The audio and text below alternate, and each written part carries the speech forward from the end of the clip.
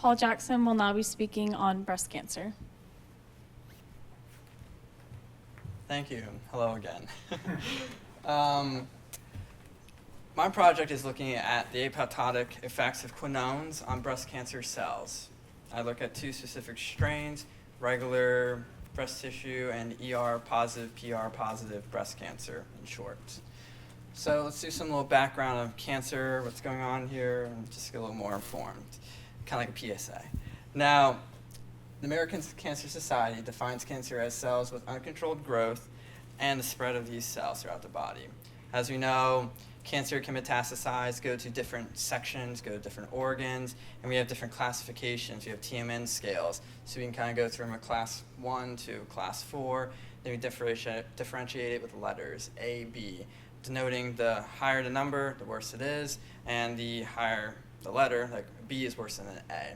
So we would see, let's say, a 1 would be kind of localized, a 3 would be spreading to organs that are near, and 4 would be metastatic processes that are occurring almost throughout the body, and distant organs specifically. How do we get cancer? Cancer is intrinsically and extrinsically achieved. It is through many interesting pathways. You can get it from smoking, drinking, UV exposure, mutagenic exposure, carcinogenic exposure, and many other outside factors is extrinsic. Intrinsic meaning it's more, you have a genetic kind of position to get to attributing cancer, let's say like having a BRCA gene or something along those lines for breast cancer. And those things are up and coming ways that we could target things in a sense with gene silencing in the future. So how do we treat it? Surgery, radiation, chemotherapy, hormone therapy, immune therapy, and targeted therapy, with immune therapy and targeted therapy being the new interesting kid on the block in a sense, because the idea with cancer and treatment is we want to eliminate cancer as best we can and eliminate the side effects as best as we can, because we want to give the maximum dose to these patients as we possibly can in order to put them into progression-free remission.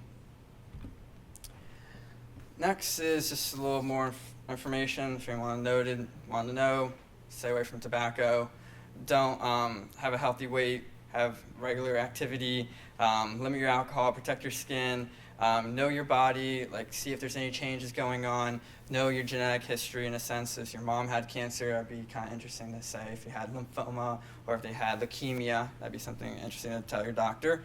Know your risks and screening and checkups. So if you ever want to go on the ACS, they have American Cancer Society, they have a little guideline, a little pamphlet, if you ever want to hand it out to people to try to educate them on how to prevent cancer, because the best way to fight it is not to get it in the first place, because then it's a downhill battle from there.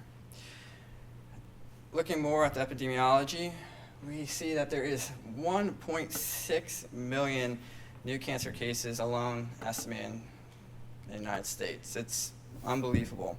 246,000 of these cases are going to be breast cancer, with those survivors getting new cancer or people developing new cancer entirely.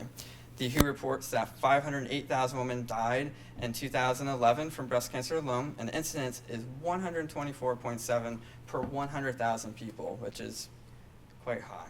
And it's much lower for men too. It's like very low. Mortality is 21.3, 100,000 in women.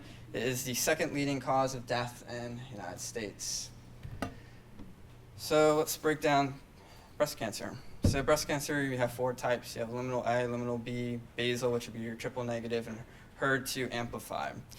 Why we kind of break this down, we're trying to see what we can use to target, to try to treat breast cancer. So if you see there's a HER2 positive cancer, we can kind of do targeted therapy for that. If we see that there's triple negative, then we're going to have to go more broad with the treatment in a sense, and there's worse outcomes. As we see proliferation, Ki67, we see that basal has a high expression proliferation, and your luminal A would have a low expression proliferation, which means they grow quicker, grow slower. And immunochemistry is very important in this area, and it'll let us get new developments. So, quinones, that's what we're talking about today. What exactly is a quinone? Well, we can kind of see here that it's a cyclic organic compound that's going to have 2 carbonyl groups, and it's a 6-membered ring. They're very interesting because they have awesome colors. When I was doing this experiment, I have a light blue, a light orange, a red, a purple. It was unbelievable to see the reactions that was going on with this experiment and actually see what's going on. Now, looking more at quinones and in the past, in 1989, Powys reported specific anti-tumor quinones are capable of creating free radicals called reactive oxygen species. So these reactive oxygen species, in a sense, are destructive. They kind of know no bounds. And we, as we develop, in a sense, we have defenses to that, like glutathione and vitamin E is an antioxidant. So antioxidants are kind of used to battle the reactive oxygen species. The theorized mechanism is that in a semiquinone state, which is there, we notice that there is reactive oxygen species that's created. An effect can cause DNA damage either by alkylating species or the free radicals themselves. And there's kind of a tiff of what's going on with the mechanism, how do we explain this? We need further research. So in 2011, we see that Verex was looking at previous studies throughout the time, because this is recent, 2011. We're seeing what's going on with the quinones. What are people using for them in cancer treatment? So he saw that ascorbate-driven quinone redox cycling leads to reactive oxygen species formation and provokes an oxidative stress, which would kill these cancer cells, and that preferentially kills those cancer cells and spares healthy tissues. So what's on the market using this kind of idea? Well, I found out that Apoptotic is actually using this kind of mechanism. They're using sorbate to try to shield, in a sense, and create the free radicals. And the idea is, through this semiquinone state, you're going to be killing the cancer cells, and theoretically, your cells will be less harmed by it due to increased, let's say, glutathione production. It's in phase 1 and phase 2, and it's used in prostate cancer patients. Now, they're using specifically metadienone, and I'm examining other quinones that have been examined in other cancers, and I would like to extrapolate them to breast cancer. Now, next we see that tetrahydroquinone was examined in leukemia cells. We saw that it killed leukemia cells, and it was actually able to keep the normal human blood lymphocytes, which are your white blood cells, intact. So that was a positive finding. The thing with this was it looked fantastic. We can see with caspase 3 around the 100 micromolar concentration of THQ and a little bit in the 50, that the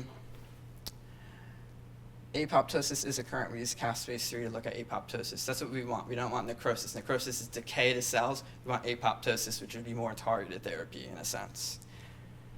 And we see with this, as they gave GSH, glutathione, it will decrease the actually amount of DNA fragmentation, and that fragmentation is the damage we see to the cells. Next is rhodizonic acid, the second compound I'm looking at. So rhodizonic acid was examined in 2006, and they found that DNA damage combined with copper and reduced copper may participate in the formation of superoxide radicals that convert to hydrogen peroxide, which is like a free radical, and a hydroxyl radical, which is very potent in a sense. Now, we look at this figure down here. We're able to see that, is it lane 4, we see with 0.1 millimolar, which is 100 micromolar copper, and 50 micromolar of rhodizonic acid, there is supercoiling present, almost in a sense, and linear in other ones. That'd be lane 5. So what's going on with this product? I obtained MCF7 and MCF10A cells. MCF10A is going to be your regular breast tissue, and MCF7 is going to be your ER positive, possibly positive progesterone, and HER2 negative. ER stands for estrogen receptor positive, so meaning if you give estrogen, it'll amplify its production and proliferation. And if you were to give progesterone, it would increase its production. If we were to decrease these, let's say with other drugs out there, it would cause a decrease in proliferation, like tamoxifen. Looking at MCF7, specifically how I culture them and what's going on, the protocols were followed with ATCC. MCF10A was a little bit tricky because I had to use cholera toxin to keep them together, so that was very interesting. You had to really make sure you had a very sterile technique and watch where your gloves went. Make sure everything's clean. And I used soybean trypsin inhibitor from Sigma Aldrich. And I used centrifuge methods to try to break it apart. So what I look at, I decided to go and look at the combinations of metals and the combinations of absorbate, in the sense of, is THQ, as we saw with leukemia cells, able to kill off the breast cancer cells predictably and keep the regular breast tissue cells okay? And if we gave absorbate, would that actually help protect the regular cells? And also with the metals, trying to be more of a catalyst to try to cause more of a reactive oxygen species to be spread throughout the cells.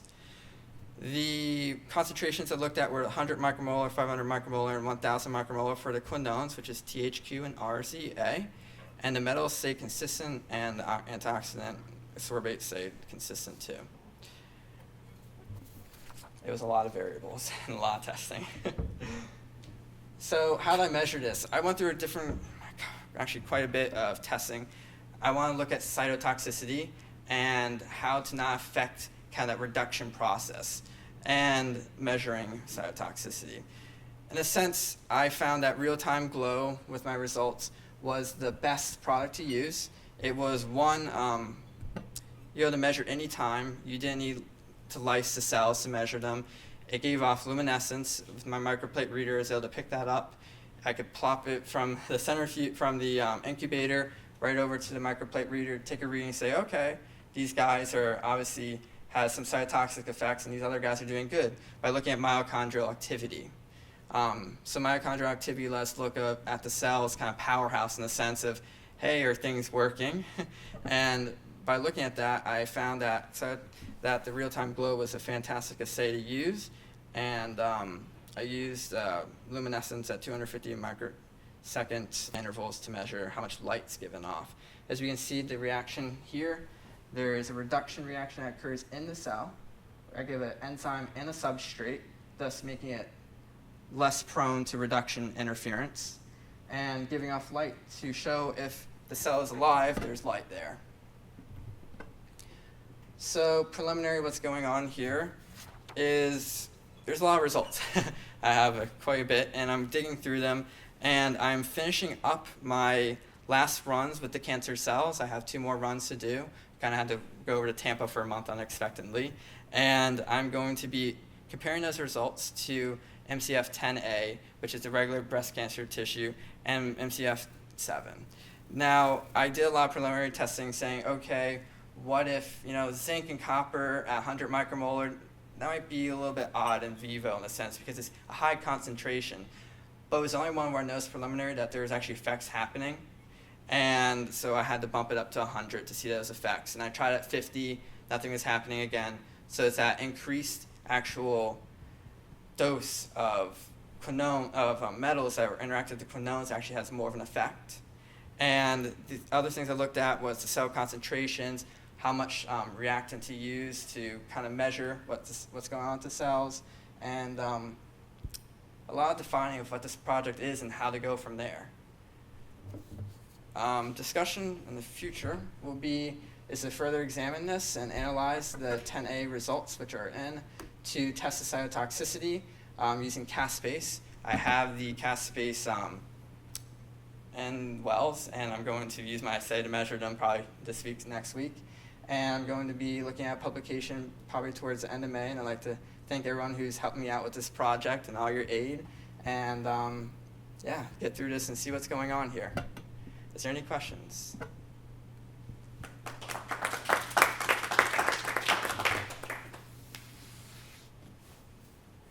Why did you choose to use the MCF7 cell line versus, say, like a basal, the triple negative cell line, which seems... Well, I did have intentions to do that, but being that each of the cells are kind of expensive in a sense, and I wanted to make sure that they had the correct, I didn't want 200 pass cells, and that have been reused and passed from other place to other place. it's costly. These cell lines run about $360 a piece. I've had to take an interim, and so it's kind of a funding issue. And adding another cell line would be, in a sense, putting a lot of burden on me. This in itself caused a lot of work, and I was using a lot of variables to try to get a lot of baseline information. That was the idea of this project, to say, okay, it's never been looked at, I gotta look at it, gotta do as many variables as I can to try to get the best direction for someone to go forward and carry this project on with. And so someone can extrapolate to triple negative. And the thing was with this is I'm going to be doing a lot of looking into the mechanism and digging around with that, especially with older texts. Like there's a lot of 90s texts that are going into this and looking at kind of the more recent texts to see how that's developed and how they actually attribute the mechanism. They say it's specific to cancer cells. The thing where I'm coming up right now is with human cells, if you want to do this project to say yourself, would be looking at glutathione increases in a sense. So if you have regular cells that have high glutathione and they're not dying, well, that's great. But if you have cancer cells that have low glutathione, they would be more targets in a sense because there's less antioxidants to fight off these free radicals. So looking at that difference and looking at those cells would be important. There are, as we know, side effects with this. There's cardiotoxicity that's also related. There's skin damage, there's liver damage, but it's dependent on the quinone itself. So the idea is to get a baseline and to derive this project further. If I see apoptosis versus necrosis, then it needs to be looked at further. But if I see this as a necrotic process happening due to, let's say, a pH inside the cell increasing, which I can't exactly measure right now, then I wouldn't continue the project and just say, kaputs with this, and this is not a viable quinone. Versus other quinones are known to actually work and cause less side effects. And that's the scope of this project.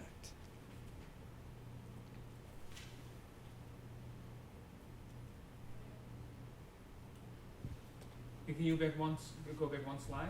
Yeah. Here. Oh, I'll talk about that. Go ahead. So what did you expect based on your hypothesis to see here?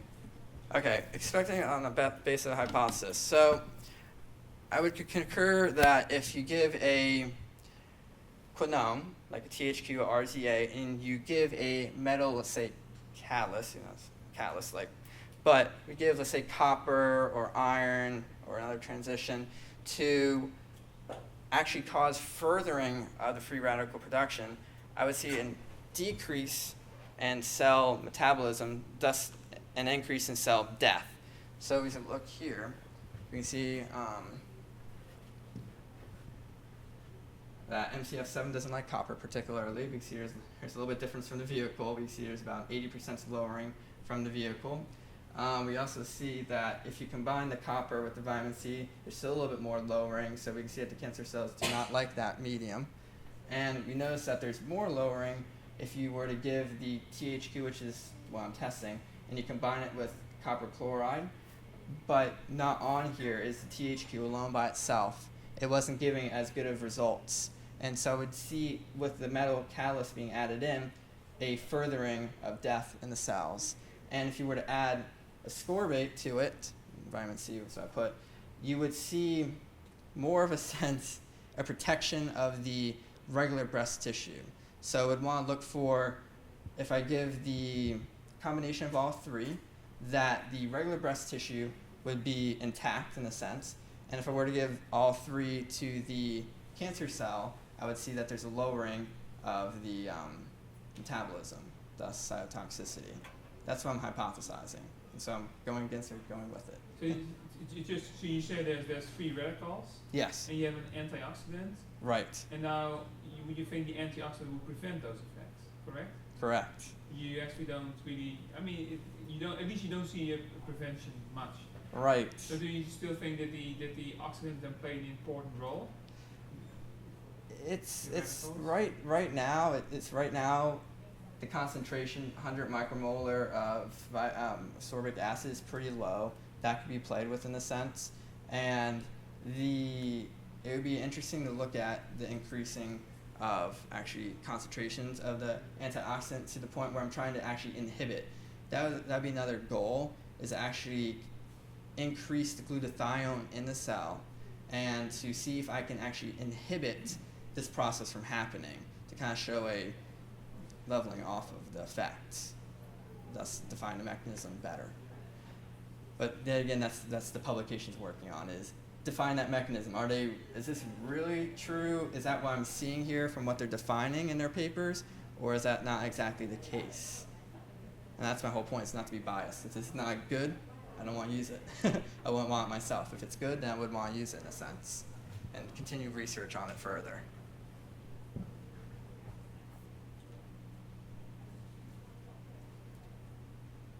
But cycling, quick addition to that.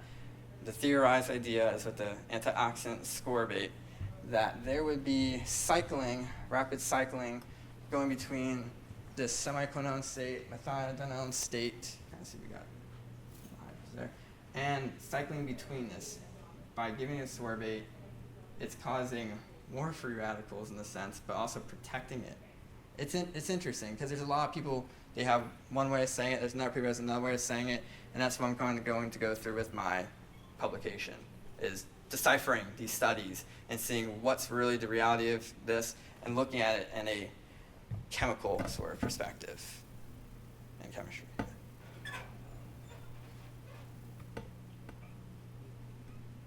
Any further questions?